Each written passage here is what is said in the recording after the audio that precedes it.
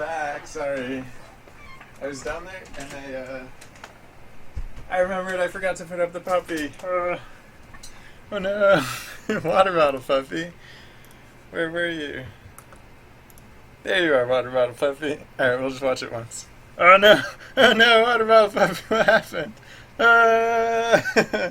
Alright. Sorry. Yeah, so, how do we feel about this now? Is a question on my mind. So, yeah.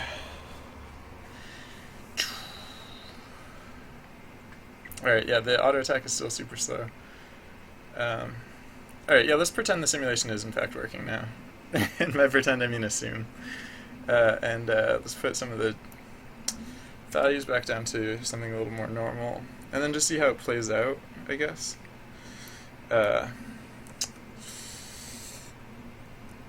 Yeah, I'm just curious to see how this feels now. I should probably just cut chain reactions.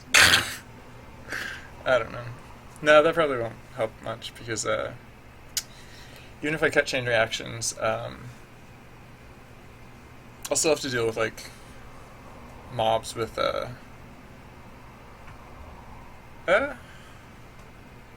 don't know, I could do it the other way. I could make it so that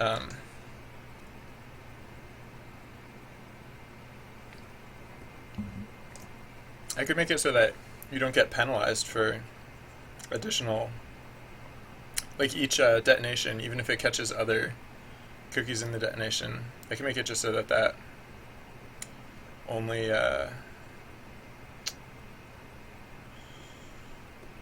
counts for one mark against you. I don't know. Well, I haven't made any of the marks count against you yet, so I guess I should probably do that first, if anything. So yeah, if I was actually playing the game, I'd get bombs, and I'd go like, wait, what the heck? No, yeah, I should put in the thing about, I should do the thing about clicking.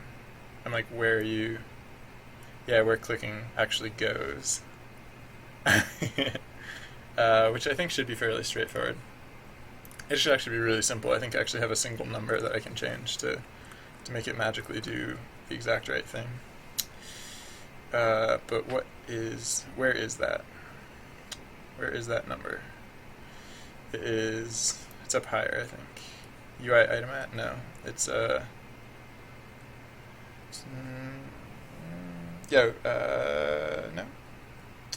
Where is it?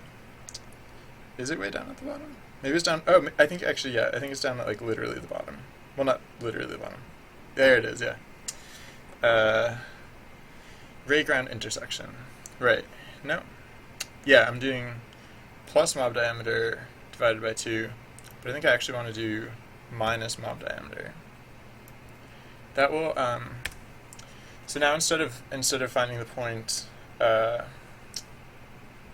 Yeah, so 0, quote unquote, like 0 in space is actually half a unit underneath, or no, half a unit above, like what the game kind of displays as the ground. Like this, like the hero and all the mobs are standing like half a unit downwards. So yeah, in order to get the destination marker to land on the quote unquote ground where you click, then I had to offset it downwards, but now I can offset it upwards, and now where you click has more to do with like where the what? Oh, what? That's funny. Apparently I need to zero that out, because here's freaking out about that one. Oh, right, yeah, no, I had to do this last time I made this change, too. Sorry, right, because, yeah, so I'm returning that value, but, where do I use this?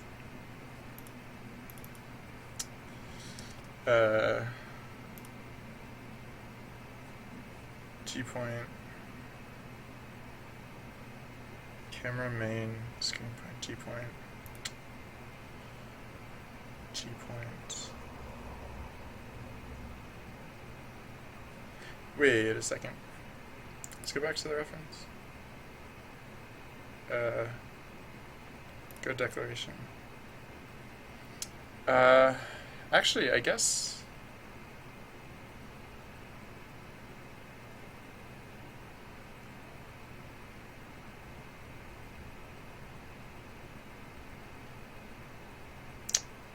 Wait, is this how I want it to be? Oh, I forgot to change it here? Is that the problem? Yeah.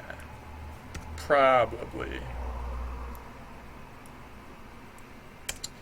And actually, I don't think I have to actually do that for this. I think I could actually just return 0 for this one. Because I'm pretty sure what I want is for it to be 0. And the only reason I'm doing that both places is to be sure of that.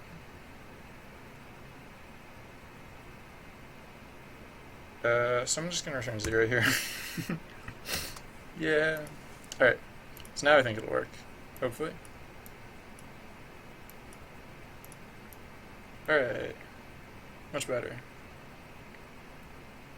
Alright, so yeah, clicking on the hero is now how to clear the,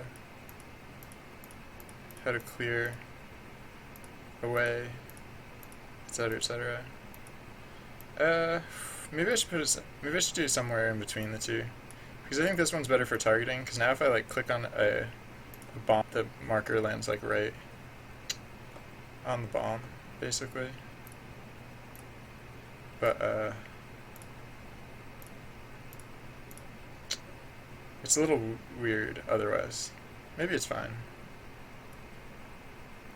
Maybe ultimately I want to do it how it was in the first place, because on mobile, I think on mobile often you want to shift things slightly upwards so that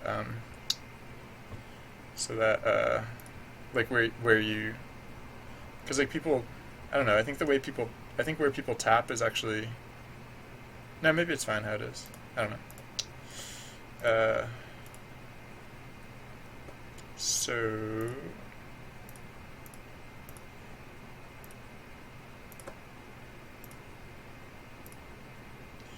yeah, let's do some more chain reactions. Let's do some fireworks. Let's have some allies and stuff.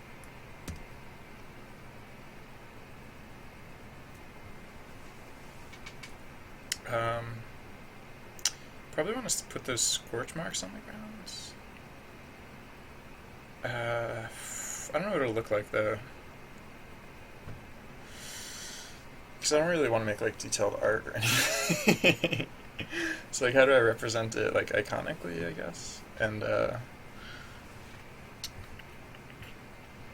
don't know. I don't know exactly.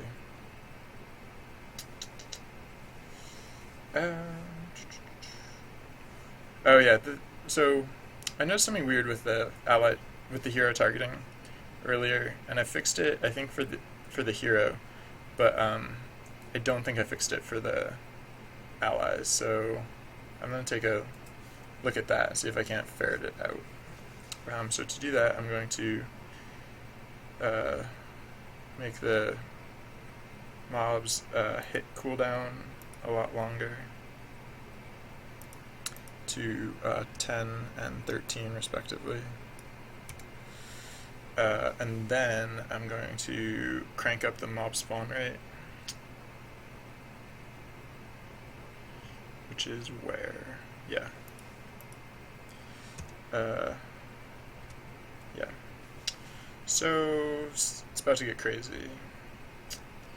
There's going to be a lot of missing dudes. A lot of chain reactions. I guess this is a pretty good way to test chain reactions.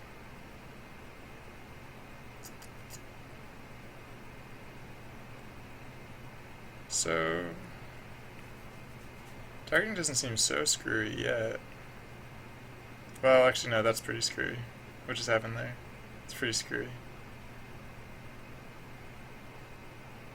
So how do I fix that?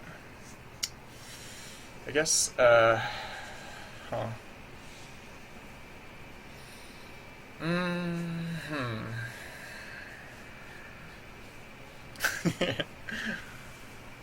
So, yeah, how do I patch that up? Because, like, a lot of dudes are disappearing there. So do I just fix the case where mobs,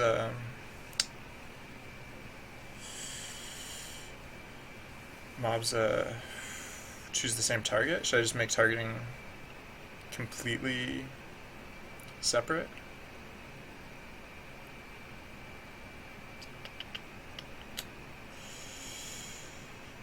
Huh.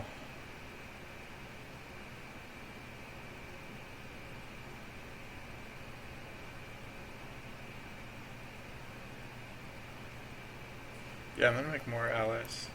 All the allies. So many allies. I wonder how many allies I can do all together. Oh yeah, I never added in. Oh, that's my opportunity. That's my opportunity.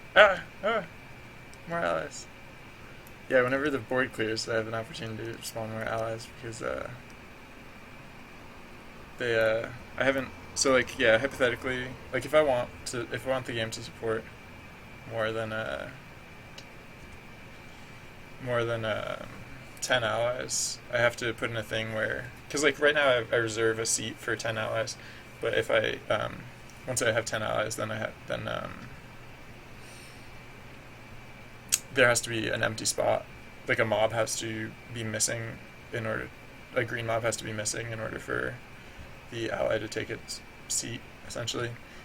So I have to put in tech that just discreetly destroys a mob in the case that you need to make space for a in the case that you need to make space for a new ally. And actually, I guess that's another situation where I can use the outward in scan that I use for dashing.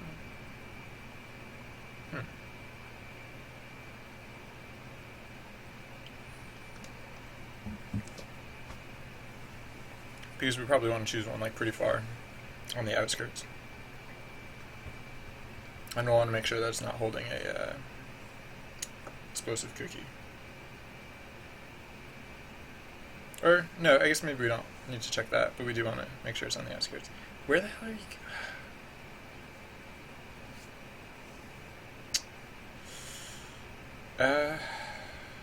Oh. I have an idea. Maybe? No.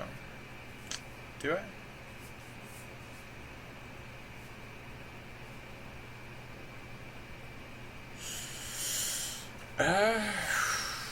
Yeah. This targeting thing is weird to me. Not sure if there's a super clean way to fix it. I might just have to keep track of. I guess it wouldn't be so bad if I just kept track of the hero and allies separately, in addition to keeping track of them as part of like the throng of mobs. Yeah, because the reason I'm keeping track of them as part of the throng of mobs is for purposes of collision detection mostly. At least that's why they're all grouped together, so that they can all be considered together when calculating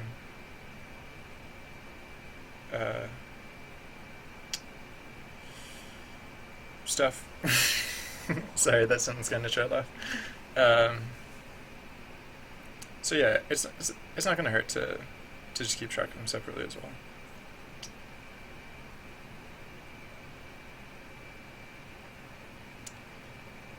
And that way I can more cleanly excise targeting. Yeah. Alright, so mobs is still all of the things. All of the things. But we'll also have game object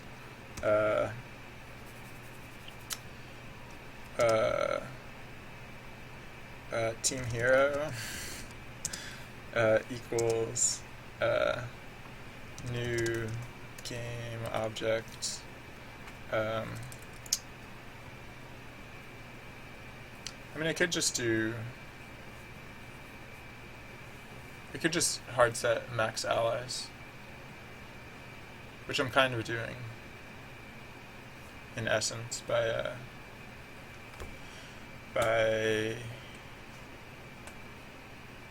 oh wait, this doesn't have to be game objects. This can just be ints. Oh yeah, this can just be ints, and I don't have to do that because I have a way of managing this. So equals new int 1. So it'll start as just the hero.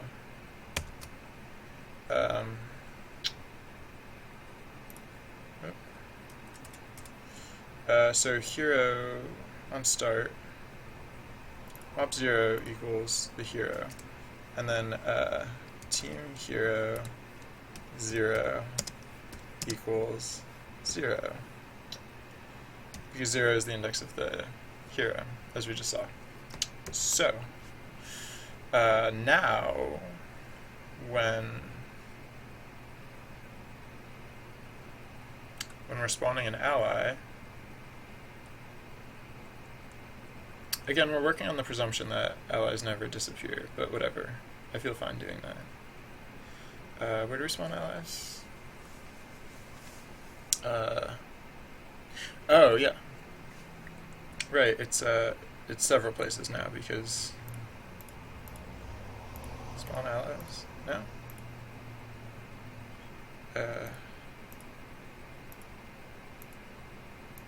We never made a thing for spawning allies.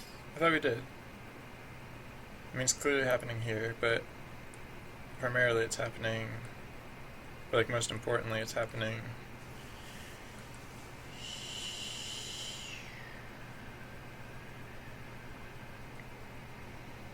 UI at 4. No, UI at 3. Yeah. It's happening here. Oh, so yeah, no, I'm just doing it. Alright, I'm gonna unify this.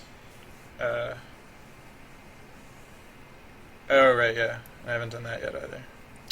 Alright, so let's borrow this.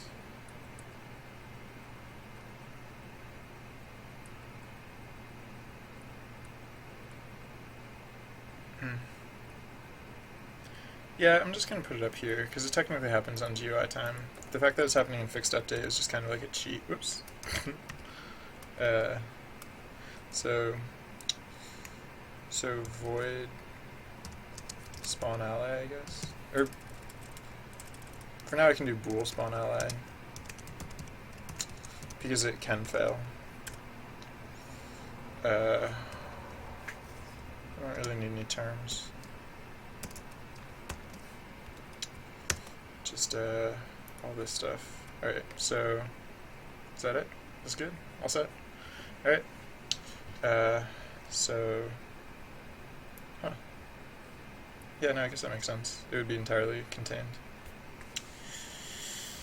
So yeah. Alright. So now I can get rid of this part and just say spawn ally. Actually no, it can be a void. It doesn't need to be a bool.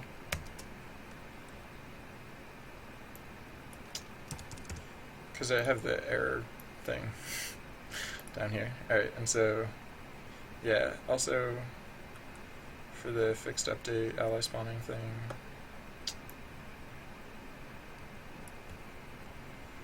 just spawn ally. Yeah. What? Oh, semicolon. Alright, so does that still work? I mean, hypothetically the mult thing shouldn't work, but I guess the only thing I have to check is my cheat. I just have this cheat where I can like specify, please give me 9 allies, and boom, it works. Alright, so, alright, now that we've unified that, let's register them. For the team, spawn ally. Alright, so if AIDX is greater than or equal to 1, that means we were successful, we found a free spot, and etc., etc. Although I guess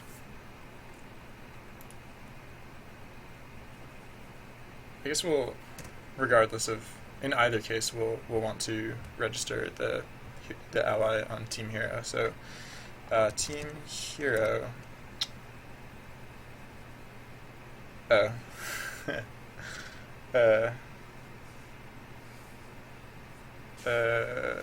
Alright, I made this thing for combining integer arrays, but I guess sometimes I just actually want to add just one integer to the end of the array. So I'm also going to make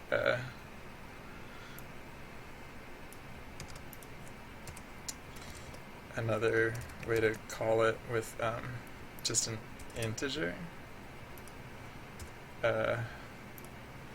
where it's so Boomt array IA2 equals new int length 0 or length 1 IB2. IA2. Derp. IA2 0 equals I2, and then just call it, and then return combined IA using IA1 and IA2. Yeah. Because for adding an ally to the team, we're only adding one at a time. So yeah. So right. So Team Hero equals combine IA Team Hero and no, we're not doing that one. We're doing the other one. AIDX. Yeah. Alright. So yeah, now we know where Team Hero is at in our big array of mobs. So let's see if that worked. Cool. Alright, so then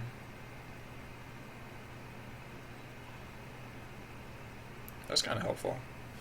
I could probably use that a lot of places. But for now, we're just going to use it for mob destruction.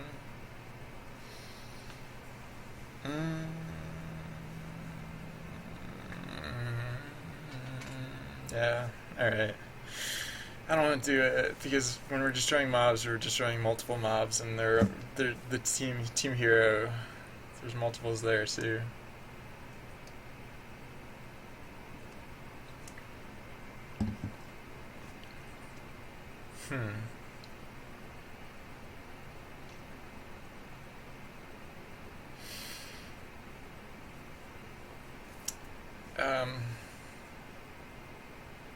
I mean, what I did is not bad, but something else just occurred to me as well.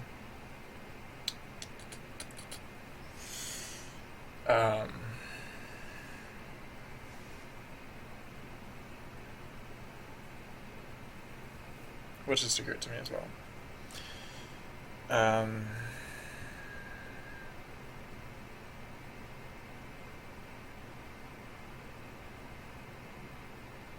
60 frames per second.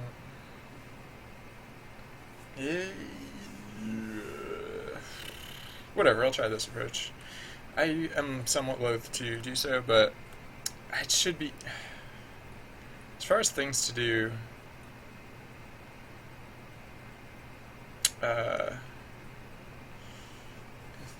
as far as, like, nested loops, this one I guess should be not so excruciating. Where am I going? So, nope, too far. So yeah, I'm not thrilled about what I'm about to do, but I'm about to do it, so. Alright, so yeah. Mobs target. Yeah. So that's kind of fine, except that for int I equals 0, 0, I less than team hero dot length, I plus plus, if mobs if mobs mobs target I equals mi,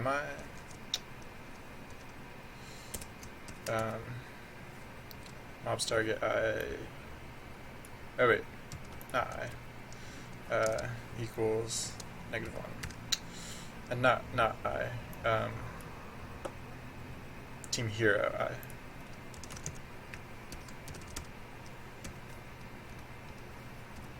Yeah. Because there's not a situation where team hero should be a number, an invalid number. Team hero should always be just a list of, oh, I guess to be cute, instead of literally setting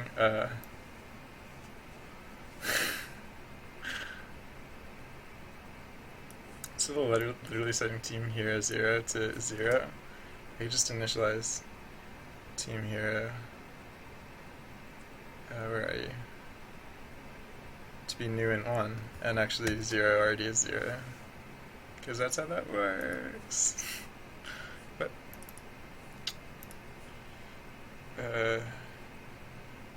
oh, equals mi. At least this will evaluate fast. Well,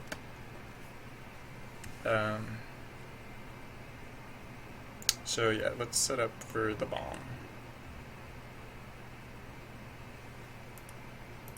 So slow down hit rate, crank up number of allies, crank up spawn rate, where's spawn rate?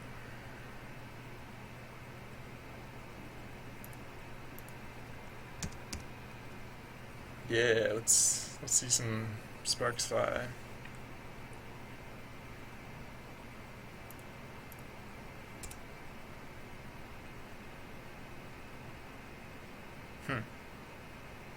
He's still kind of charged off in a weird direction. I don't know what that's about.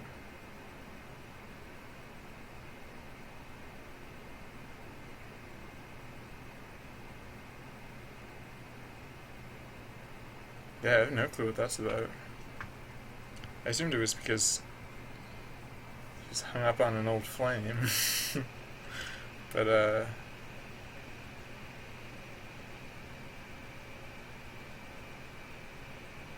no? I have no clue what's happening here.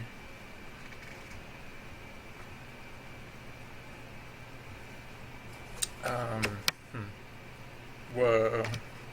I tried to unplug my, yeah. So yeah, anyways. If I haven't complained recently about my power settings on my computer, they're evil. They just do exactly what I tell them not to do all the time. It's really, it's probably my only complaint about my new laptop, but it's kind of a noticeable. What with it being a laptop and not always being plugged in. So maybe if I just like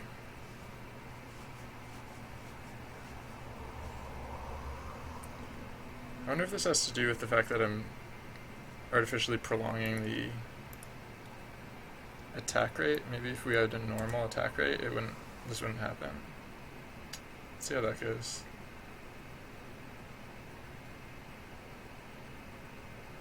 I'm also going to crank up the strength just so that it's clear when and where attacks are happening. So from 12, or from 0.12 up to 1.2, or just 1, I guess is fine. Yeah, knock those suckers.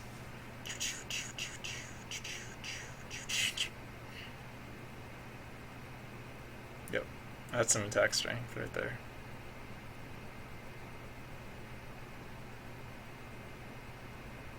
Actually, that's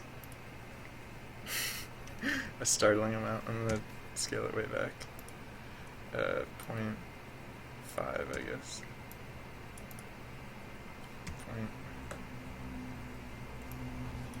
.5. Alright, that's slightly less startling.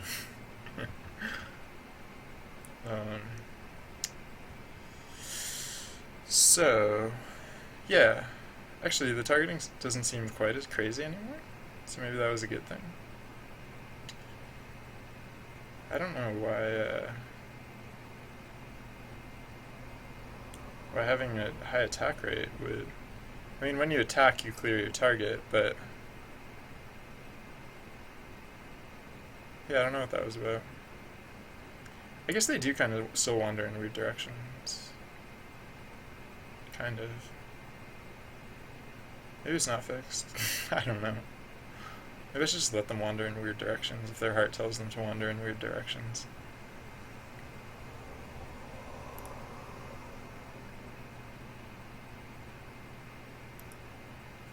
I could probably also slow the game down a little bit. Or that is to say, like, this game doesn't have to be...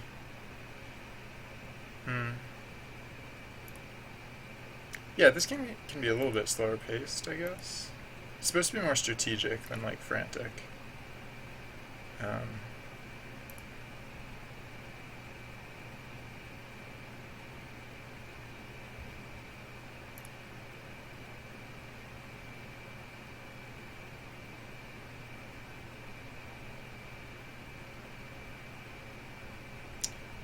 Yeah, I was just watching. I'm just like kind of watching the simulation a little bit. So yeah, we haven't added in a pulse type effect yet. I'm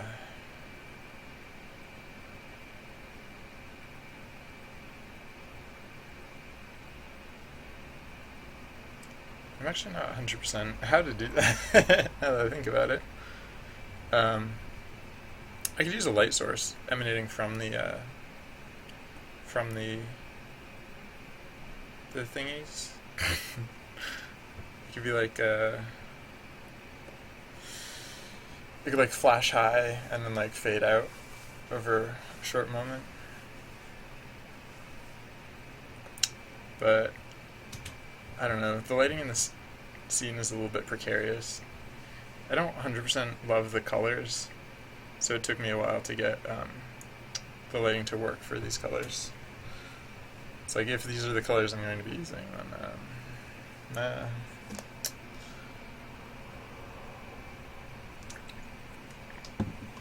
And I'm using these colors because it's not a great reason, I guess, but basically in my first project I had a blue background and a red protagonist. In my second background in my second game I had a yellow background and a blue protagonist, sort of. That one's kind of a stretch. And then so in this game I want to have a red background and a yellow protagonist.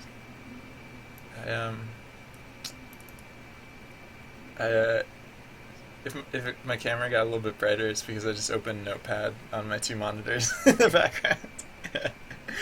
Yeah. Yep. So.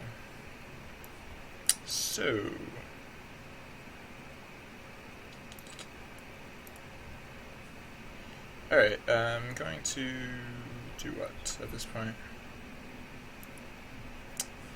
I guess I should start figuring out how to head in that pulsing effect. Although I've been streaming for like 6.5 hours at this point, so might take a break soon. By break, I mean, like I might call it a night soon. But, I don't have to go yet. So, yeah. So, yeah, let's see what lights do. Let's see if lights could work.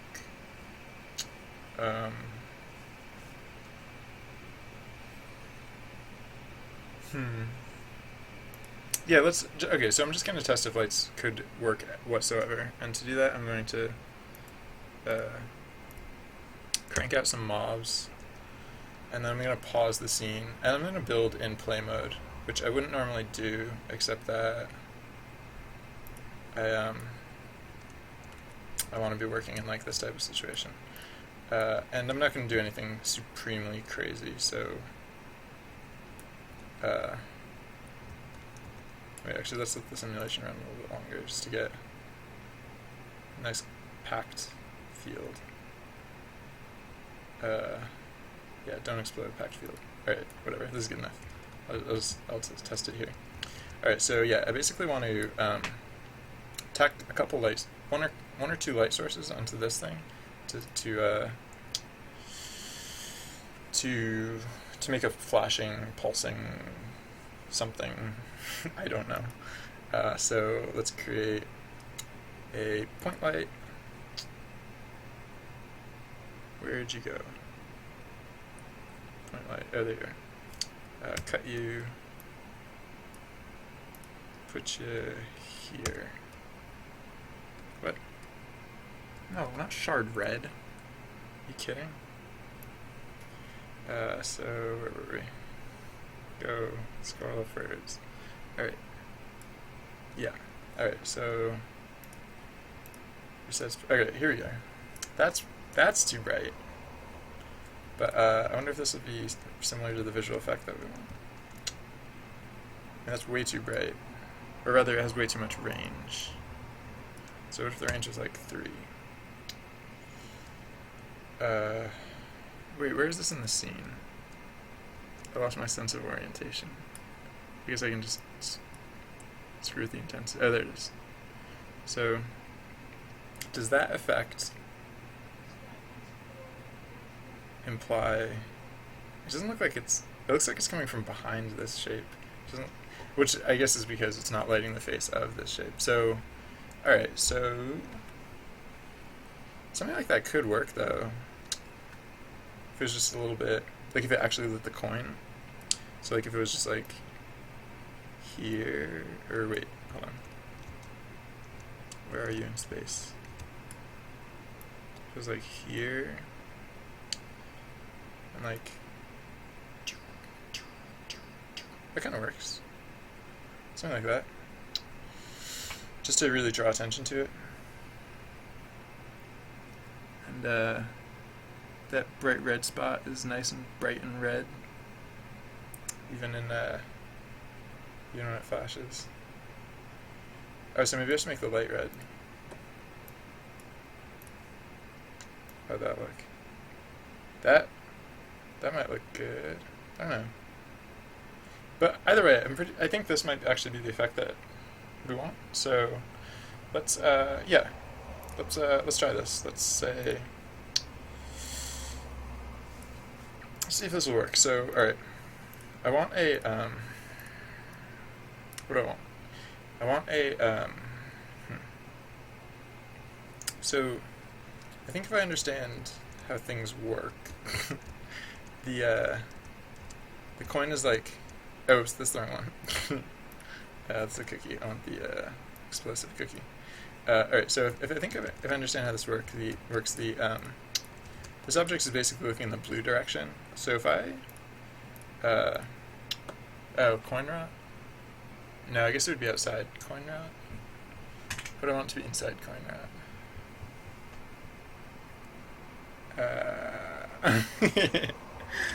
Whatever, I'll make it outside coin route.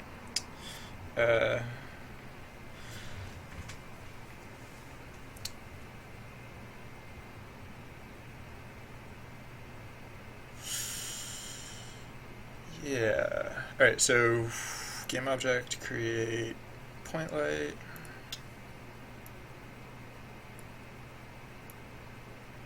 Excuse me, sir. Excuse me. Oh, you are inside there. Okay, good. Oh, wait, except I don't want you to be inside there. Sort of. I mean, alright, empty game object. Let's call this light rot for rotation. Put the point light inside the light rot. Put the light rot at 0. Put the point light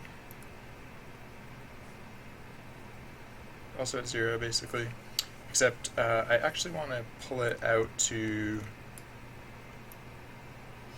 here-ish, somewhere around here.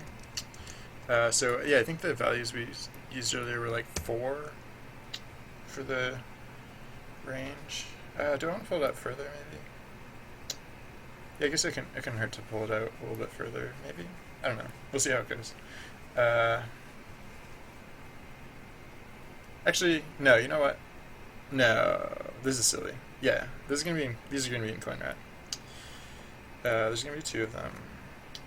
And yeah, go back to the origin.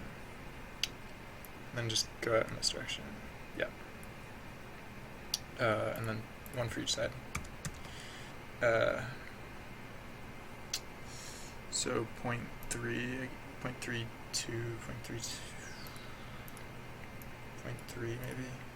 I just like round numbers. 0.325 is pretty much where it was at. Alright, so 0.325 for you, and, well, actually we'll do negative 0.325 for you. 0.325, yeah. Okay. Whoops, no. 0.325, okay. And then we want you to be the same color. I think we want you to be a reddish color. I don't know. Because, yeah, I mean, the effect we want is that, like, basically, like, the lights on the side are, like, blinking, I guess. Or, like, pulsing. So, yeah, okay, so save that. Oop, no. Save that. So, right. Let's, intensity. Right. It doesn't seem to make much difference above intensity 1, but we can toy with that too. All right. So save that. Oh, again, no. Save that. Let's update our prefab. And so right now let's add to our script these objects. Game object lights. Oh wait, these are public game objects.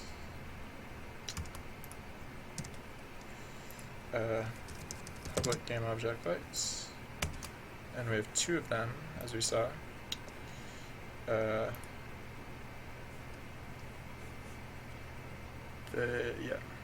So make the size 2 and add them both.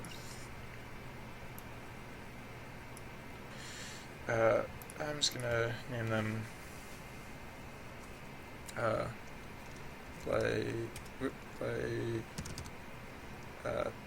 pause or PZT and light NGT, just to make sure that. Okay, yeah, I didn't set the same one twice by accident. Okay, so save that, update our prefab one more time, and then what? So now we can pulse. Public void pulse. And what pulse means is we will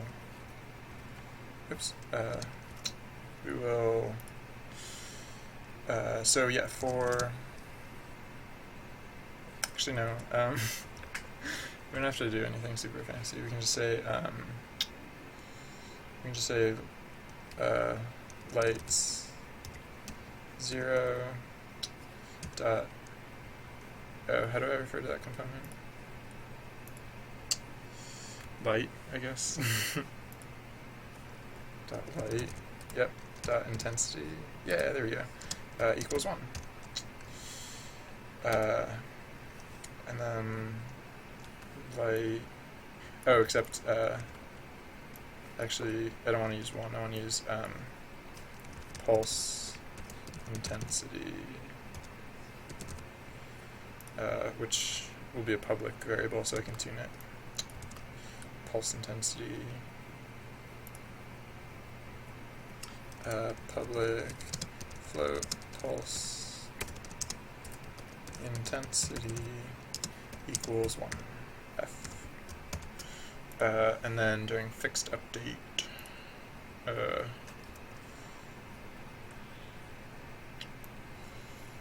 light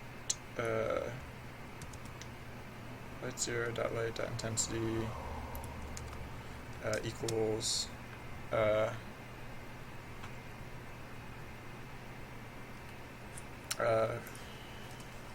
public float pulse fade rate equals, I don't know,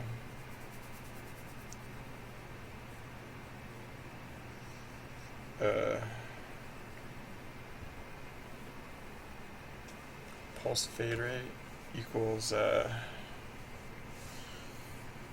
0.8, 0.9 f. Wait, what does this mean?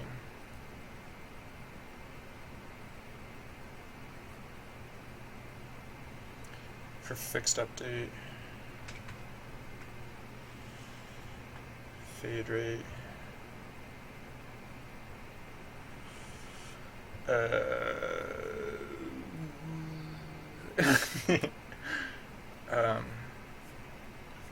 so for fixed update,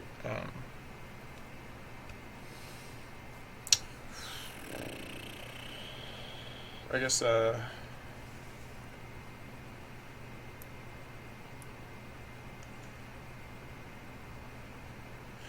so I guess no. So I think like fixed delta time is a very small number, so I'm trying to think of how to use a very small number to decrease this intensity multiplicatively, but not to absolutely crush it.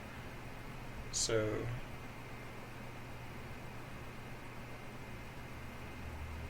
I don't know. Alright, I guess I'll make this a really large number. No, I'll do, yeah, light intensity minus equals intensity times fixed delta time, or time dot fixed delta time. It's totally a thing. Don't tell me it's not. Oh, you don't like that I didn't put a semicolon there. Times pulse fade rate.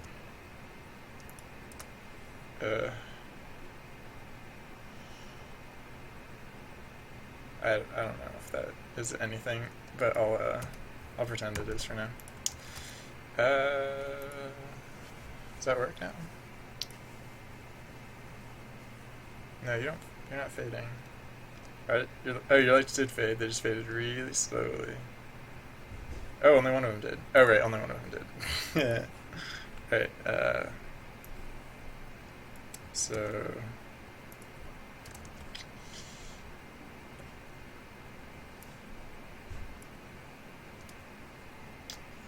Yeah, year 1.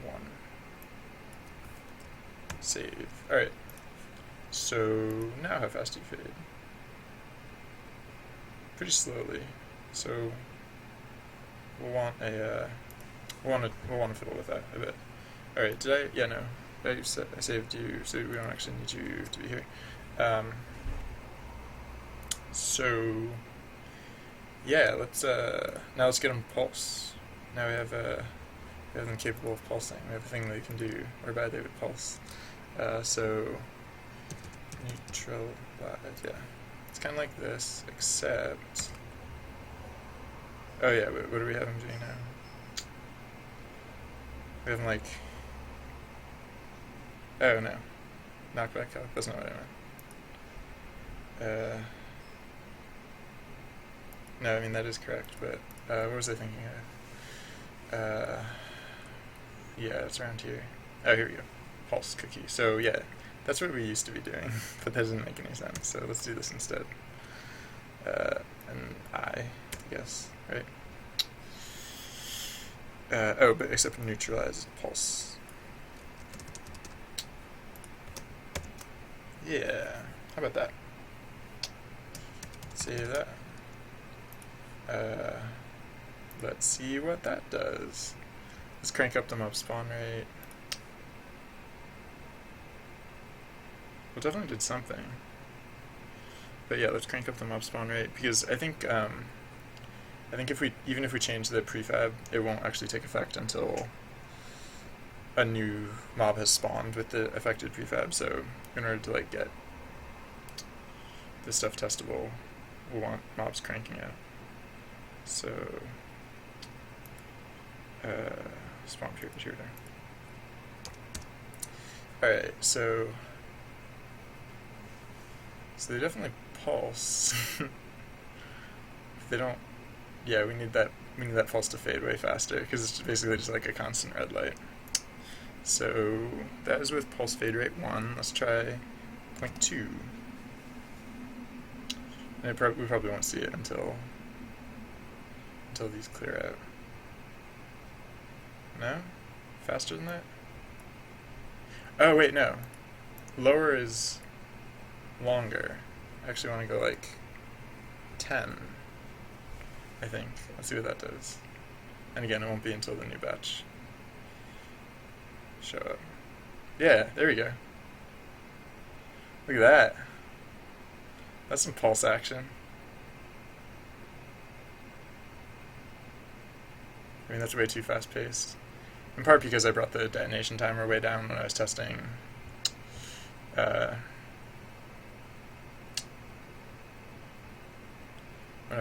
chain reactions, which seem to be working.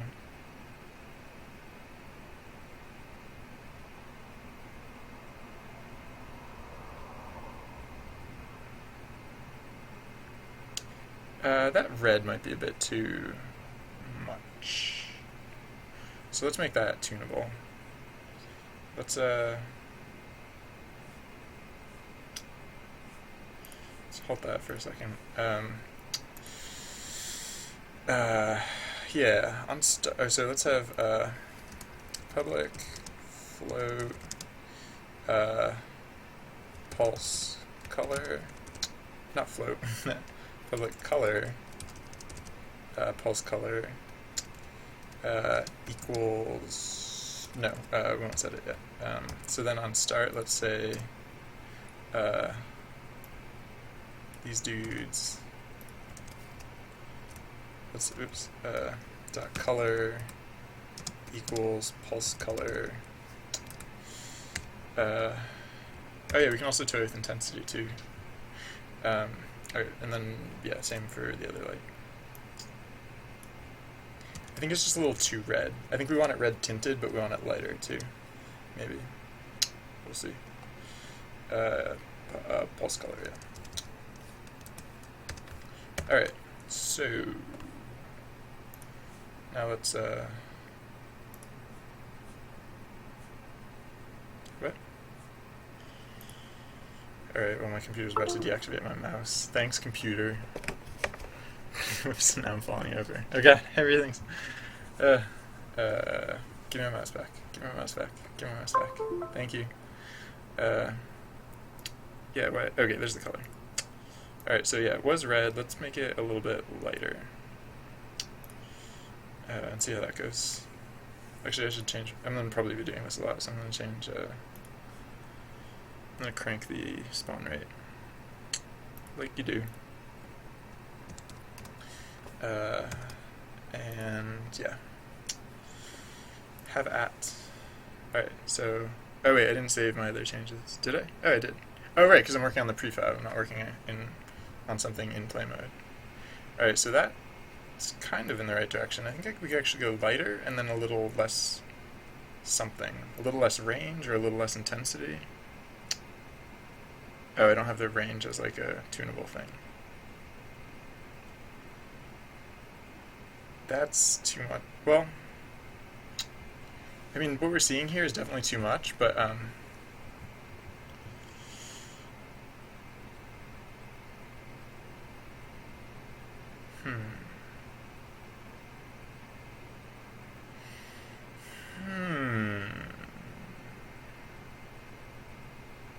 Alright, I had an idea about the pulsing.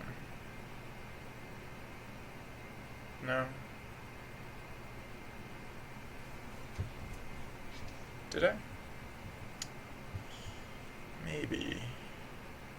Oh yeah, no, I did have an idea about the pulsing.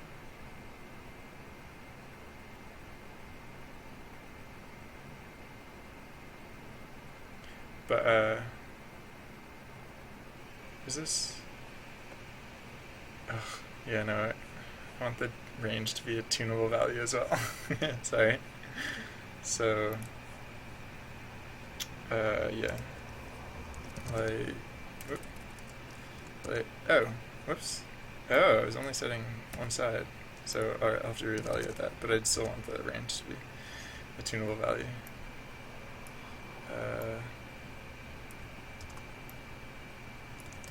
Dot range, yeah, equals pulse range, public float pulse range equals pulse range.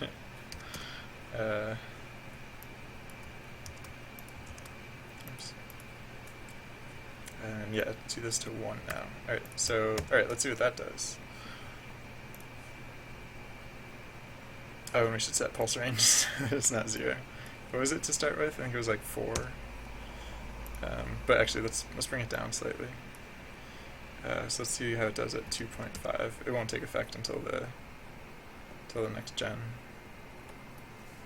And I think we went too light with our red, probably in part because only one of the lights is actually changing color before. Alright, let's see how this goes.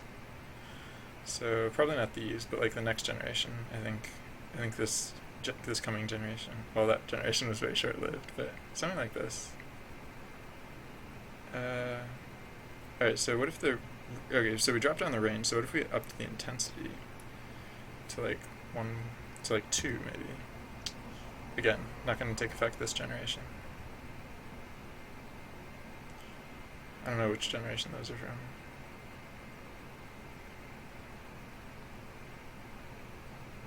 So these ones should be doing it at least. Yeah?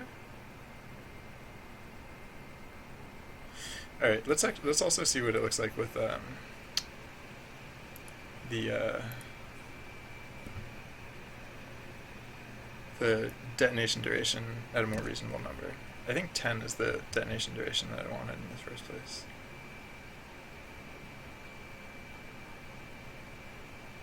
Oh yeah, and I should do the thing that I was thinking about pulsing, because I actually do want it to go crazy.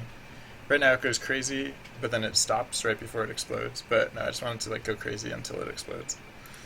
And I have a way to do that that won't suck. No, not this script, the other one. Where is it? Oh no, it's right here. Hi. Hey. Alright, so yeah, previously we've been saying cookie pulse time equals cookie pulse time scale. But what we actually want to say is that cookie pulse time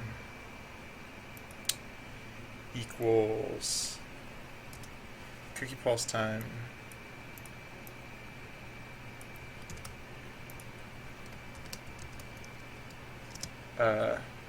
plus cookie min pulse time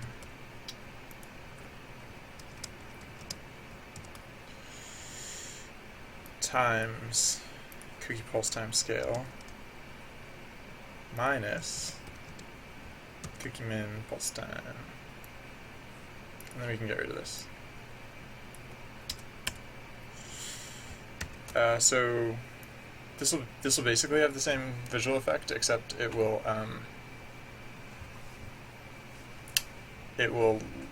last. It'll like start slightly sooner, quote unquote, which is to say the first pulse will actually take longer because it's kind of as if it's on a higher scale, kind of. And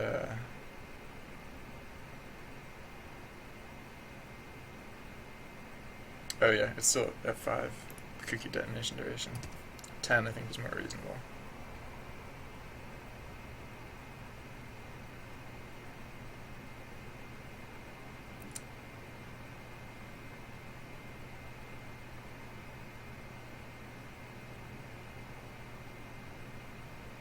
What if it wasn't a red light? What if it was just a flat-ish, white-ish light? Should be pretty obvious once we get to the generation with this change in it. Which could be some of these. Yeah, that could be good. I think I also don't need to make the cookies themselves as bright. I think I can, because now they get really bright when they're warning you. So I could probably I did those at the same time. I could go with a slightly more grayish color. Makes them a little less noticeable until they start pulsing. And by a little, I mean kind of a lot. Which could be good. Although, I don't know. I don't really want the... I kind of want them to pop. Like, to really stand out, I mean. So, alright, now that we have values that could be realistic, let's see,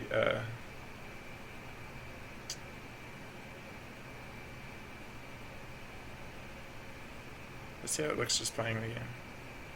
Actually, I'm still not super enthusiastic, because I don't super want the, lights to read as lights per se, which is probably a weird thing to say, but I really want to bring the range down as far as possible. I want to see how far down I can get the range to be. Alright, so yeah, now I'll jack up the intensity, see what that does. This is still last generation, I think. Alright, I think that's moving in the right direction. Yeah, because now it's not like... Now it doesn't just like flood the whole thing, it just mostly just draws attention to itself. So I'm going to see how far I can go with this. I'm going to try like 0.5 and 8. Because I keep halving the range and doubling the intensity, and so far that's been better in my opinion. Did I remember to put this back to like white? Yeah, I think so. Okay, that might be too far. That might be slightly too far gone.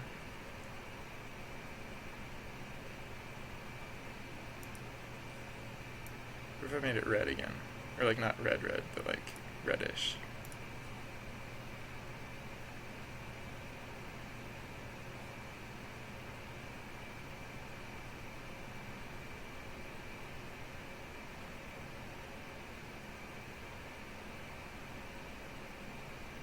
That's probably too subtle. So yeah, I think 0.5 is too subtle. I'll try 0.75, I guess. Whoa, what happened there? Oh, whoops, I changed it to 75, which is not what I meant to do. Oh, still 75. No, sorry guys, didn't mean to do that. 0.75, please.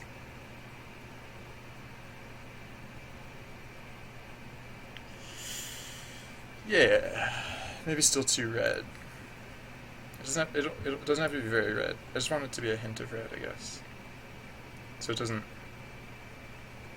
Maybe slightly more red than that. I don't want to be mistaken for something good, I guess. So maybe I should go like heavy red.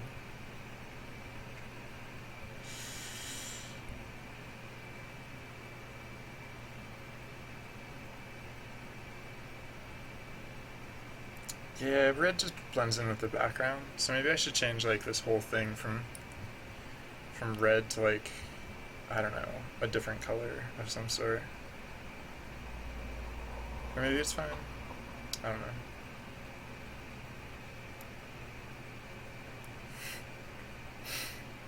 I think 0.75 might even be too stingy. I think 1 was actually the right number. I think I had the intensity at like 4. Let's see what this looks like. Range 1, intensity 8. Alright, I like that enough that I'm going to put the game values back towards something slightly more realistic and just see how it plays like that. See how overt the effect is. Because it also, I mean, we were seeing it in the crowd. If we see it just with mobs, like, whoa, it's creeping up on like 8 o'clock. Cool. I've been at this for like 7 hours. More than 7 hours. No, I was going to say that's the longest I've streamed consecutively, but one day I did 11.5 hours because I was in a game jam and I ran right to the clock. Almost to the clock. I stopped like 10 minutes before the clock. And then of course I got disqualified because of technical issues trying to upload the build. It worked fine on my site, but like the site that was hosting the jam was like, mwah. I don't know what that was about. Alright. So it's probably good.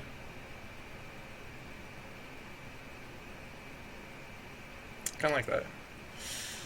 I actually I like the stars a little bit more now that now that we have that visual effect.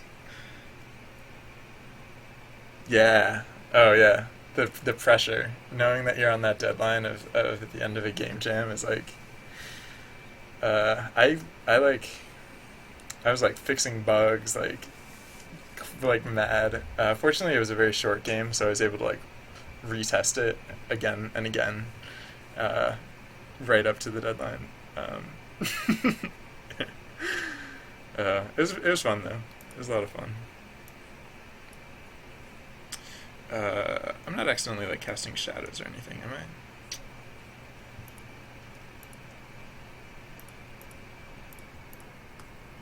No shadows, good.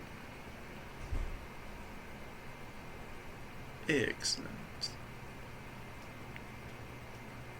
Culling mask? Yeah, probably light mapping. I don't know what that means. I won't touch it.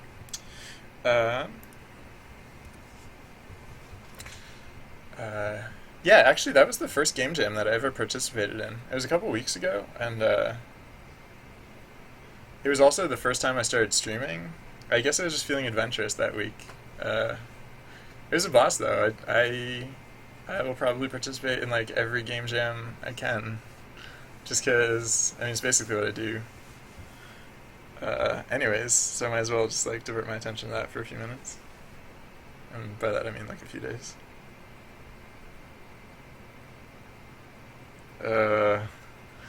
Isn't that like those errors that I was getting earlier today?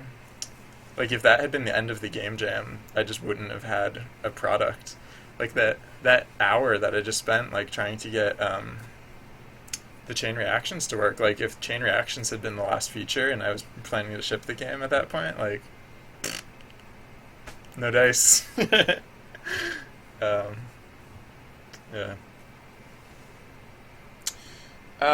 Yeah, this is like I work in game development. I've been working in game development for the past 6.5, 7, almost 7 years, 6.5 years or so. I just started doing my own thing recently, so yeah, I make games. I want to try. I don't know. This is gonna sound like I don't know how this is gonna sound because in my head it makes total sense, but I want to like I want to focus more on just like a sort of generalized entertainment. Like I want to stream. I don't know how viable game dev streaming is. Like I've never seen like unless you're like so ridiculously successful that you like are selling your company to Microsoft for like $10 billion or whatever. Like you game developers don't tend to get such a throng, like such an audience in their streams. I don't know. I don't know. I kind of want to. Oh, right. So the reason I got on this tangent is because like I want to immortalize some of my game development, like some of the like the process of game development into the process of streaming game development. I don't know if this is even something that could work, but like if you oh wait, would you use it? Yeah, I use Unity. I'm using Unity. Sorry, just to respond to your question, chat. Um, uh, yeah, like I, I think game dev streaming could be bigger than it is now, um, and so I just to Quill 18. I'll have to check. All right, yeah. Um, cool. Yeah. So yeah, I guess it is feasible, um, and I think I want to I kind of want to try that. Like I'm going to be developing anyways, so like the difference between developing in front of a camera and developing not in front of a camera is pretty subtle. I actually maybe it's just because it's new and exciting, but I'm actually like I've been more productive since I got on camera. Like I've been like keeping a better consistent schedule and stuff. So like yeah, it doesn't really cost me anything to stream. So uh, if I can do that, and if I'm able to find even like moderate success with that, then I kind of hope to I don't know like make it a whole thing. Like I also want to kind of try some interesting things with what it means to stream game development. Like I basically want to. I'm not going to do this just yet because I don't know. This project is one that I like had in mind, and I kind of want to get it to at least a good state before I try. I feel like before I switch gears to work on another project for a while. But one thing I want to try is to basically have a game jam for people who don't know what game jams are, or like who don't know anything about game development. So basically, like all you'd have to do to participate in the game jam is to participate in chat, and like essentially it would be like a group collaborative like game development thing where like if people wanted to submit assets, they could like they could work on those things separately and like send them my way, and then I'd basically just be like assembling the finished product, or like to the extent that people didn't necessarily have material contributions, they just wanted to participate in chat and talk through ideas and that sort of thing. Like I don't know, I want to try stuff like that. So because like if game dev streaming can work, then there's really a lot that you can do there. So I don't know. That's what I'm trying. I don't know how well it's gonna work out, but like I said, the difference between streaming and not streaming is pretty insignificant for me at this point. So might as well give it a shot. Uh, yeah, thank you. So yeah, if you know people who like game dev streams, I've only been at it for a little while and I haven't been very noisy about it. Like I'm gonna start trying to like. I don't know if I mean, like we were talking earlier about like just getting like my screencast set up so that it is very. This is still very minimal. Like it's basically just my face on one side of the screen and like my monitor on the other side of the screen. Like if I can actually like get a slightly nicer setup and really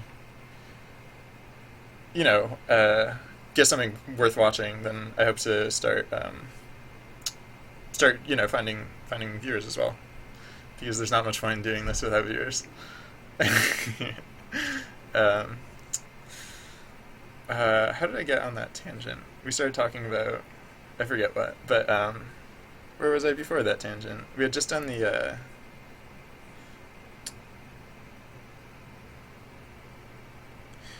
Yeah, yeah.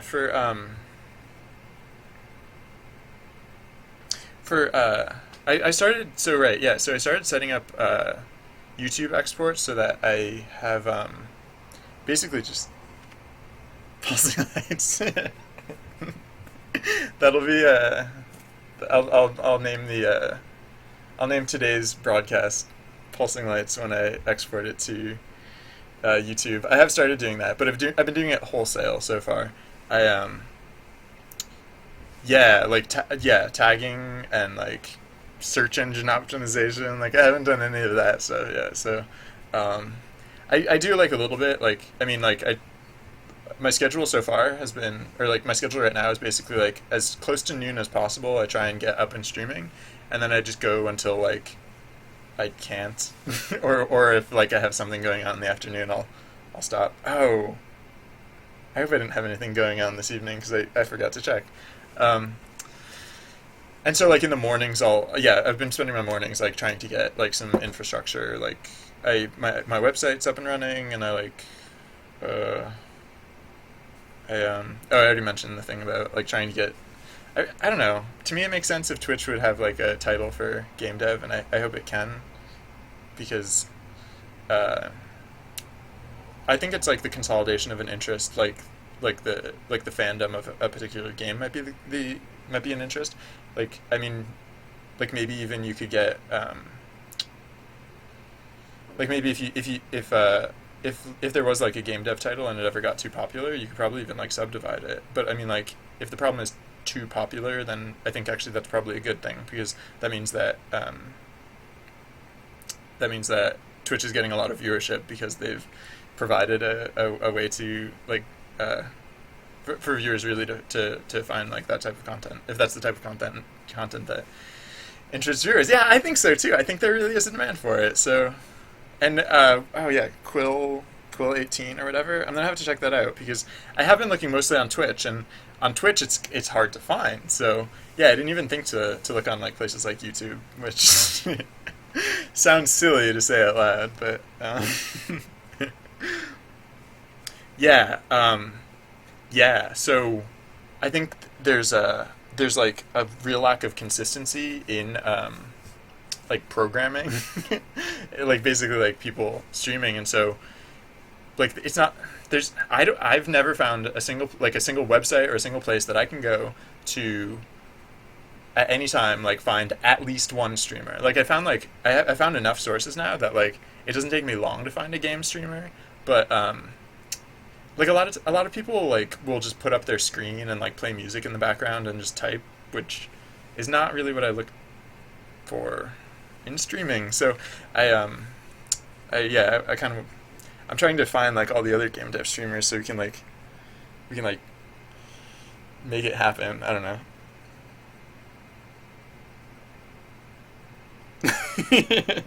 Right? Yeah, no, Ludum Dare, like, or Ludum Dare. That's like, yeah, it's paradoxical. The only time it actually happens, it's actually impossible to watch, or at least perhaps the most interested market would be unable to watch at that time. Thank you very much for hanging out. I've so just like while getting used to it, I'll stream regardless of whether people are watching. But I mean, the whole point is to stream for viewers, so it's really helpful to have like this sort of feedback. And like tomorrow I'll have a better configuration for my face on the screen, and like text size. I kind of knew about text size, but I hadn't really thought through about the importance of it. So yeah, this is gold. I'll be actually entertaining in no time? Question mark. I don't know. Could happen. So yeah, I guess I guess this is the feeling that I get once once a feature is like if I spend like an entire day under the weight of like an incomplete feature, I tend to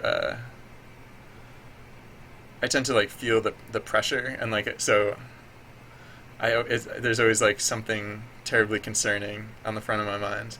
But I think the feeling that I have now is Yeah. um, I think I've overestimated the importance of my face on screen. I apologize. Uh, yeah, I'm not feeling like a sense of major pressure right now. I'm feeling the general ease of like of what do I do next, which I guess is not. Oh no, I remember what it was. It was. Did that one detonate too fast? Oh, I never tuned down the detonation time. I mean, I kept doing it during play mode, which does not count. All right, so yeah, I think that's probably pretty close. I remember the thing that I was going to do next. The next thing I was going to do was to actually add in ramifications for detonations. If so, so now we have the explosions like clearing out mobs, but I mean, there's nothing inherently dangerous about that really. It just kind of like slows you down a little bit because if you have to um, if you have to wait for the mobs to return, like that's not really such a repercussion. Like that's not super dangerous, really. Uh, oh, huh. Sorry, I'm just getting a weird feeling because I moved how the cursor gets positioned. I was just getting a weird feeling about where it was landing relative to where I was clicking. Like I was clicking. Oh yeah, I think it might still be too low. No, I might have gone overboard. I might have. Yeah, I think it's too high now. All right, so let's. I think I put it at mob height above ground level. So like a mob and a half above ground level. A mob height and a half above ground level. Mob height being 1 unit, so like 1.5 units above ground level. But I think that's too much. So let's try divided by 2. And actually, I should make this tunable because I never get these things on like the first, second, or third guess. So let's call this like cursor with an O height offset. Oh, and I don't have to base it on mob diameter anymore. Or should I? Nah, it's fine how it is. Cursor height offset. And it's minus because minus is up, and that kind of makes sense for the offset. So, where's a good place for this? I guess with the other cursor stuff. Oh, there isn't really other cursor stuff. So yeah, I guess here's fine. So public float cursor height offset. And what? So I was thinking 1 was too high. I was thinking 0.5. It's probably about right for starters. Save that. So yeah, how's that feel? Feels about right. So if I want to click on that one, I click there. And I did click on the right place, it's just he moved out of the way. So if I want to click on that mob. Actually, hold on, can I? No. Darn. I wish I could move the dust around while it was paused, because it's kind of what I want to do. So if...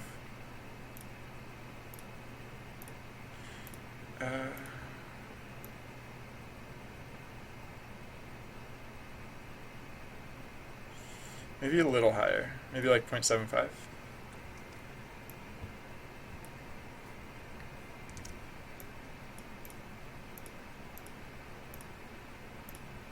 Seems about right. Again, this will probably change for mobile. Just because like the place you land with a click versus the place you land with a tap feel slightly different. Like just because a mouse cursor is so precise. It's so small relative to the screen, whereas on mobile a finger is like actually really big relative to the screen. What? Why didn't you not blow up? Did I break bombs somewhere? Are you serious? Did bombs stop working? No, they're working. Alright.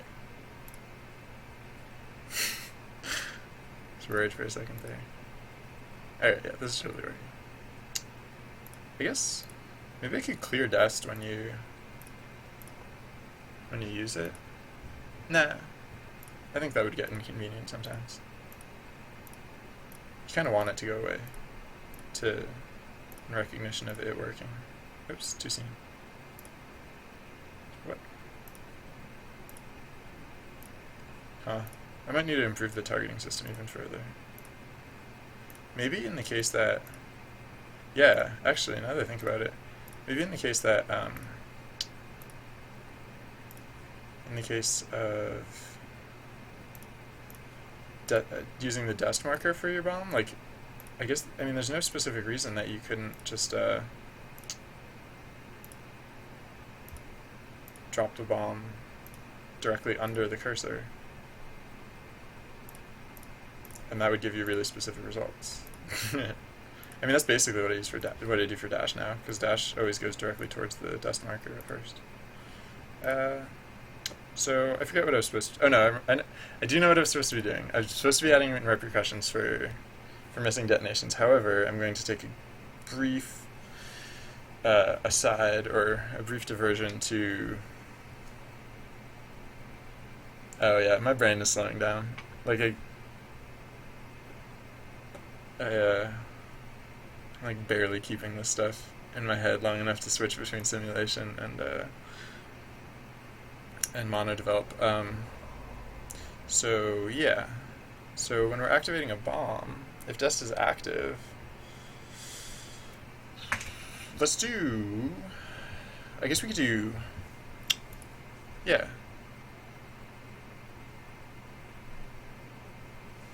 SRM, yeah, is what we use. So, let's say, oh yeah, we're doing scan range multi. So we could just say what? We could say if pow.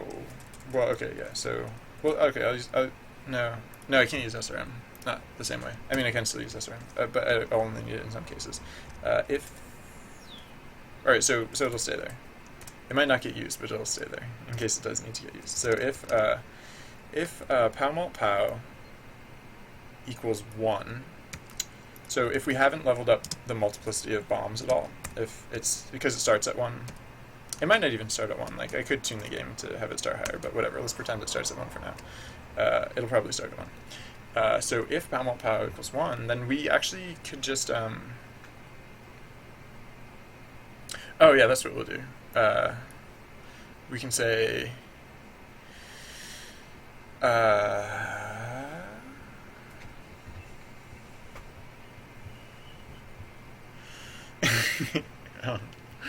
we can say, right, so, well, I won't mess up SRM yet, but I'll say, like, vector 3 something TGTS targets.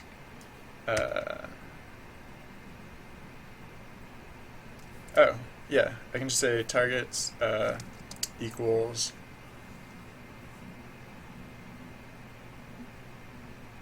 no, just targets. Okay. If pow mult pow equals 1, then TGTS equals new int or excuse me, vector 3 length of 1 and TGTS actually no, I guess I can do that. I can upfront I can say yeah.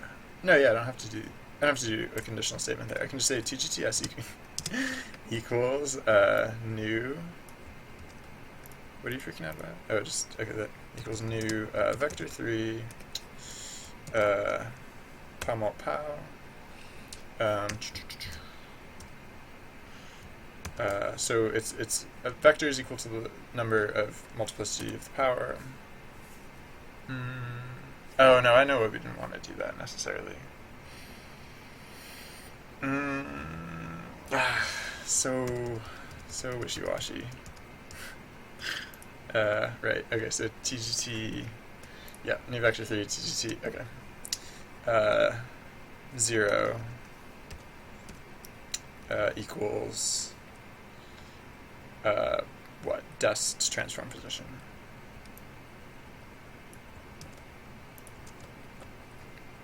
Yeah. Else.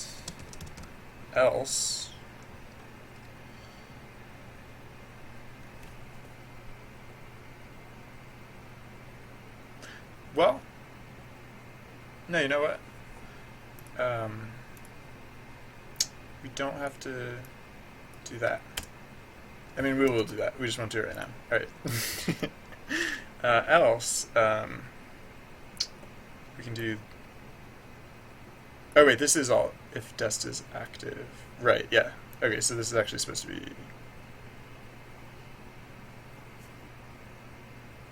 Yeah. This is if dest is active. Oh. So maybe I should do this in reverse order. Yeah. Okay. I'm doing this in the wrong order. Alright. Cut that out. Put it down here. Alright. So SRM, if dest equals active, blah, blah, blah, blah, vector tpos, etc., etc. Actually, yeah, I only have to do this if PoW is greater than 1. Because if PoW is greater than 1, then this whole block is going to be redundant to what I do a moment from now. So if PoW is greater than 1, this whole situation happens. Otherwise it does not. So yeah, so equals transform position dust. No, wait. Yeah? No, we don't have to do this part anymore. Wait, what?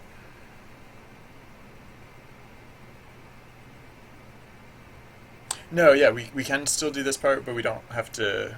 This doesn't have to be true. This can be false. We don't need to pick the. Oh, yeah. What? Wait, why are we scanning range multi twice?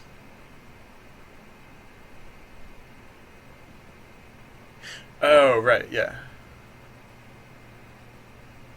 Wait, what? Yeah, right, okay. So how are you just reminding myself how this all works? And this can be false too, I guess. I don't see why it would need to be true. Well, actually, no. Yeah, earlier today I decided I did want this to be true generally. Alright, so. Yeah, it makes sense for this to be true, but that's going to be false. The Boolean at the end decides whether to include the nearest target or just literally pick randomly. So it had been previously just picking the nearest target, but we're going to include like the location of the destination itself as one of the targets. So we don't have to pick the nearest. We can just literally pick randomly. The thing that we want to do, however, is that we don't want to use POW mult POW, because if dest is active, we want to use POW mult POW -1,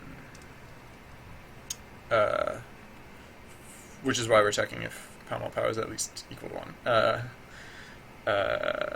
Yeah, and so then if SRM length is less than POW mult POW -1,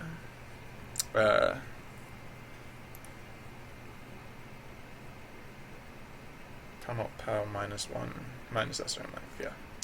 -1 minus SRM length. Okay. So now we're reserving a spot. And if dest is not active, then yeah, SRM just equals that per usual. So okay, now a vector target. So if POW equals 1, no, we don't have to care about that anymore. But we should still be working in. Wait.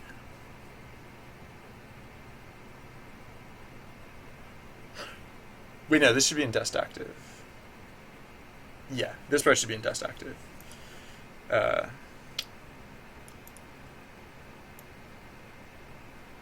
Oh, so I guess this does have to be up higher.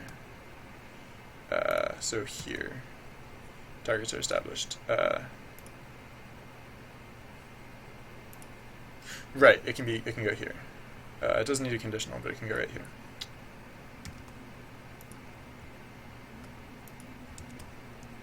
So if POW up POW, no wait, no, or not there. That's not where I meant to put it. Right here. Okay. So no, targets doesn't have to equal new vector. Targets can equal, or it doesn't have to equal 1. It can equal POW up POW. No.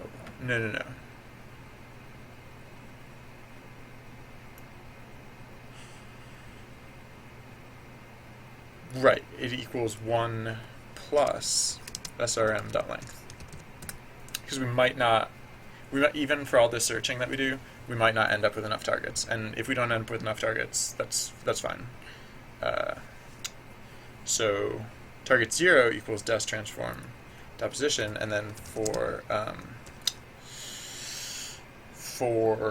int I equals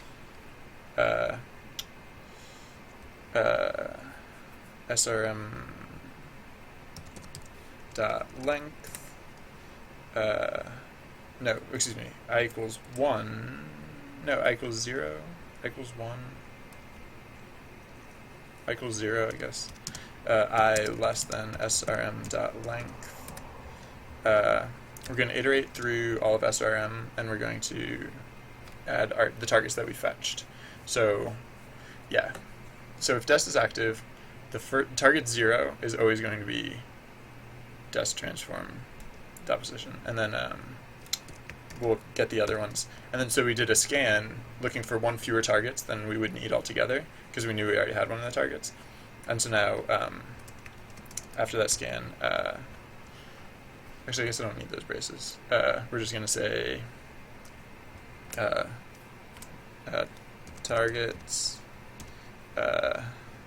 I plus 1 equals what? Mobs srm I dot transform dot position.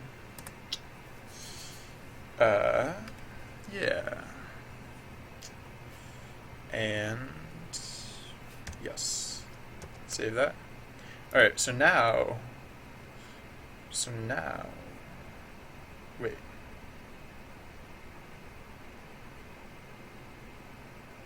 Oh, well, actually no, I guess it doesn't have to be the first target.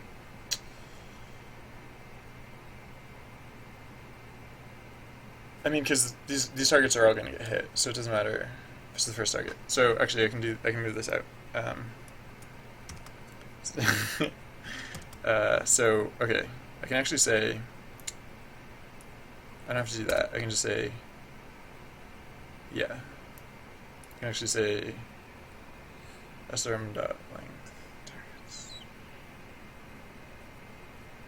Yeah.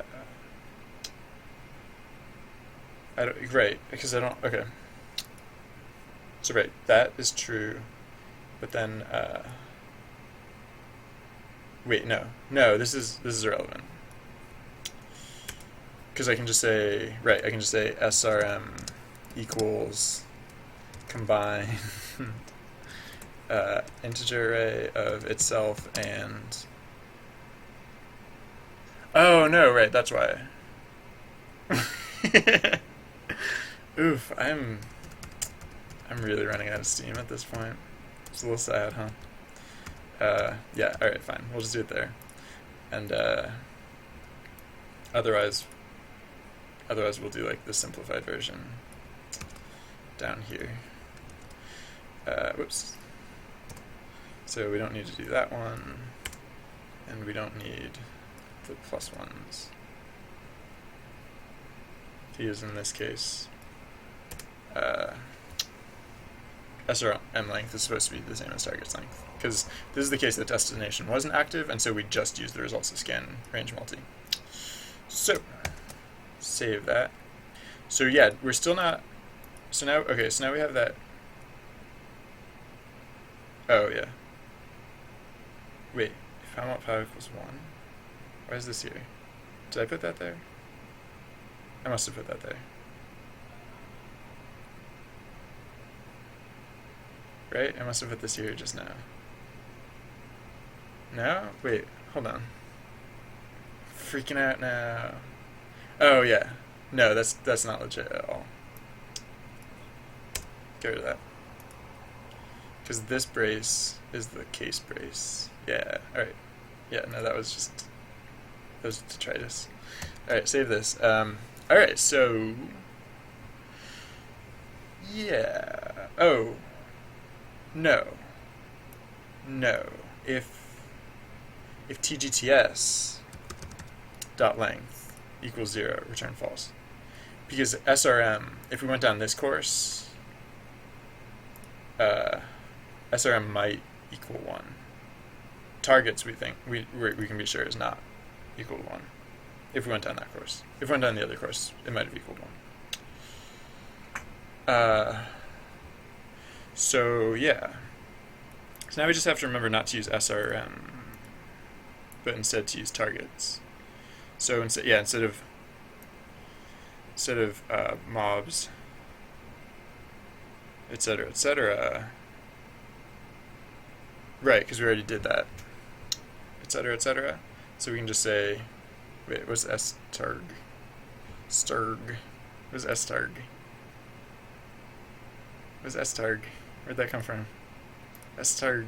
Oh, S-targ equals 0? Where's S-targ equals 0?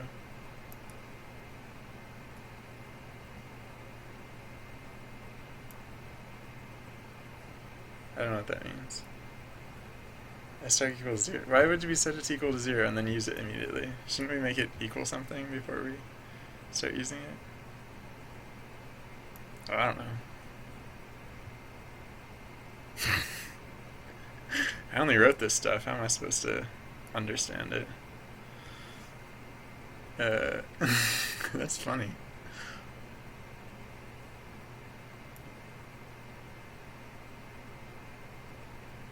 Yeah, definitely use starg like it should mean something. Am I crazy? Oh, alright, here we go.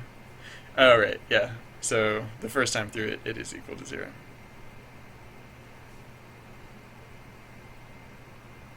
Oh, right, and that's because we use it, right. So we're iterating the length of pow mult pow, but we're using starg as our index because if targets is shorter than pow mult, then or if the length of targets is less than pow mult pow, we just start over from the beginning of the list and keep on keeping on. We just like multi-bomb, like multiple bombs to the same target. Better than nothing, I guess. Right. So that's what. Right. Yeah. My brains, where'd it go? I had one earlier today. I had one when I started. So yeah.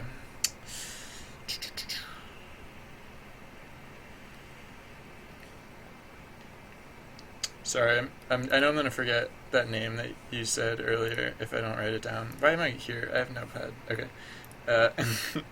Wow, that's really big font. Whatever. Really big font. Yep. There we go. I'm just writing that as a reminder to myself. Because I'm really interested in that and I have to check that out later. Alright.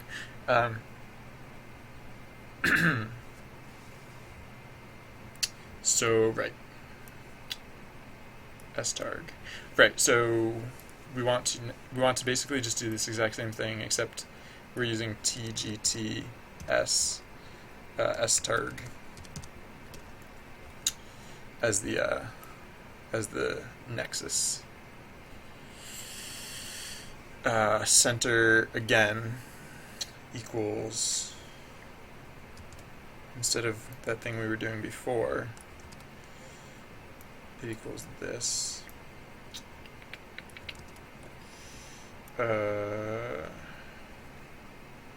Anywhere else? Nope. I think it's just that. Yeah. Let's double check. Where are references to starg? There. Yep, that should be all of them. Alright, so that wasn't so painful. And now, so yeah, I don't know how, did I forget something? Use of unassigned local variable? Oh.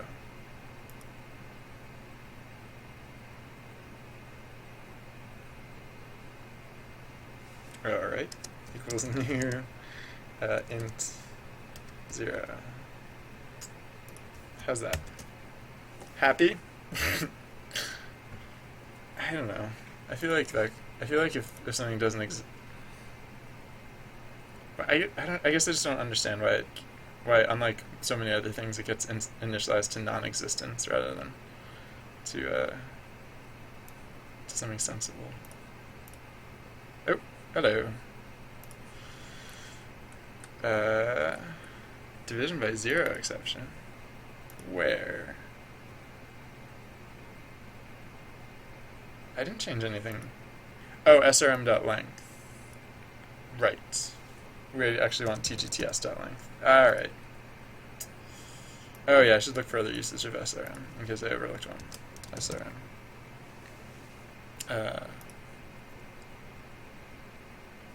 Alright, let's... That's effective. I was using wait. Oh. Yeah, I was using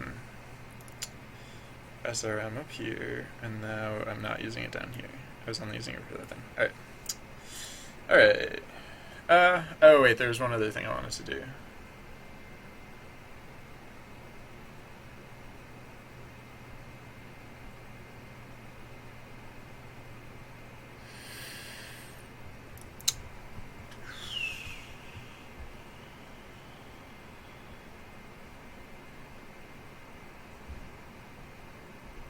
Oh, yeah.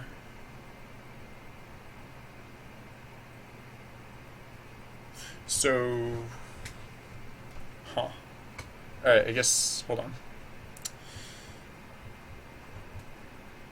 Maybe this is not exactly right yet. I mean, I just did exactly what I said I was going to do. But as I was doing it, I was like, oh wait, there's this other thing we should... There's this other thing I should account for, and I haven't yet. Hypothetically, if bombing directly under the destination marker would hit 0 targets, there's no point in wasting a bomb on it, so I guess I can say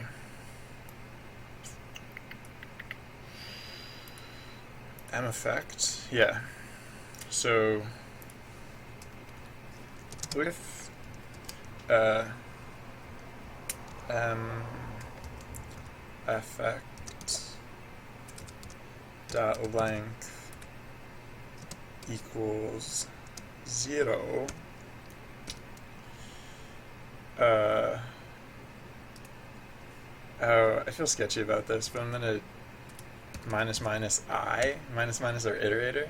Because hypothetically, this can only happen when... This can only happen in the case that we just set up, where you bomb directly under the destination. And that's because... Oh no, this could easily cause an infinite loop if you only have one bomb and you bomb directly under the destination. So what? We have to break that.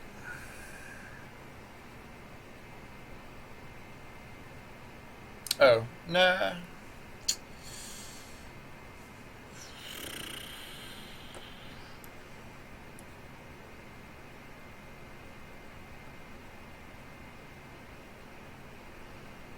It's Ugh. Am I gonna change this again? Am I gonna change this again?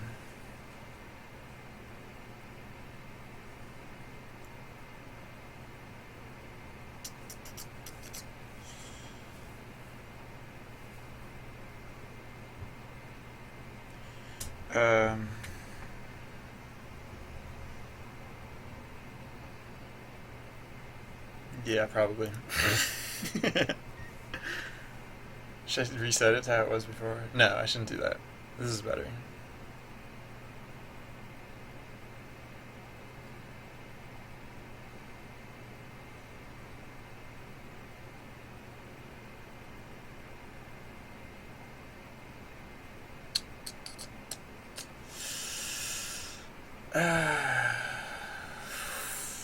No, maybe this is fine.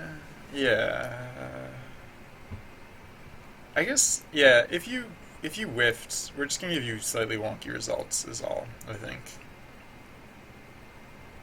If you whiffed, then you get slightly weird results, and whatever, that's on you. Okay? So yeah, basically if you whiff, it'll give you another shot,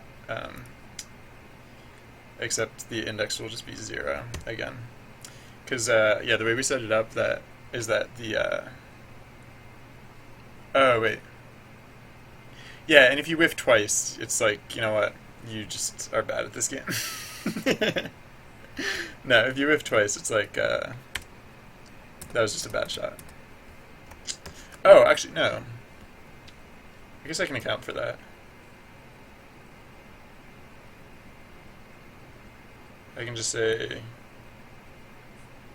yeah, I can just say if m effect length equals 0, which will only be in the case, it should only be that in the case of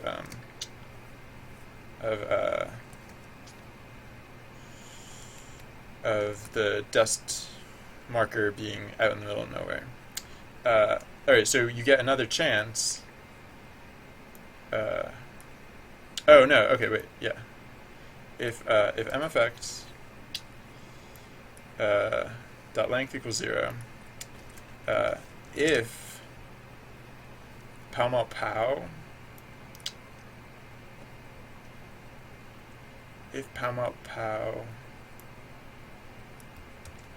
equals 1,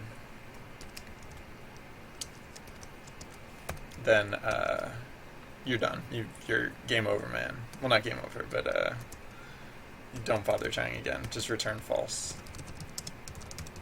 Otherwise, just bomb index 0 again instead.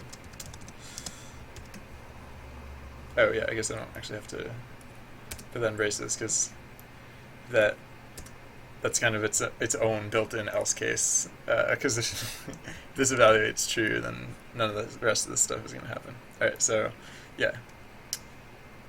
So yep. All right. So now, yeah, what happens when you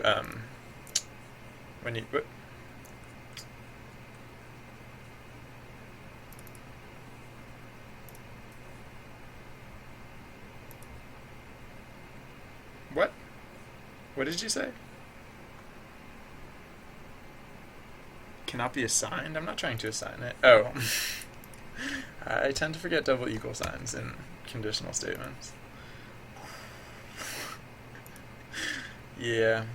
All right. Yeah. Because with bomb, if there are no valid targets, this is gonna be hard to set up. Oh god, because they're coming from everywhere. All right, hold on. And then if I set the spawn time super high, just to demonstrate. Right, mob spawn period is 100, so there's probably going to be one mob that spawns, but yeah, that guy, that jerk. Alright, so if you, no, get away from him. If you bomb and there are no valid targets, you just, no, stop, get away from him, weirdo. Yeah, if you bomb and there are no valid targets, it just doesn't bomb, instead, just doesn't bomb. But now, hypothetically, wait. Alright, so that case is still supported, but, oh. Yeah, I just remembered something else. Is that, we don't literally want to We don't literally want to use the destination of the bomb.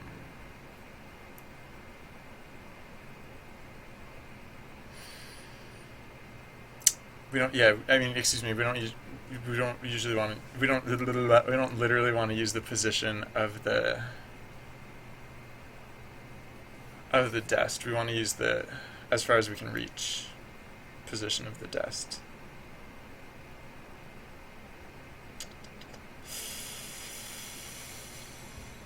Yeah.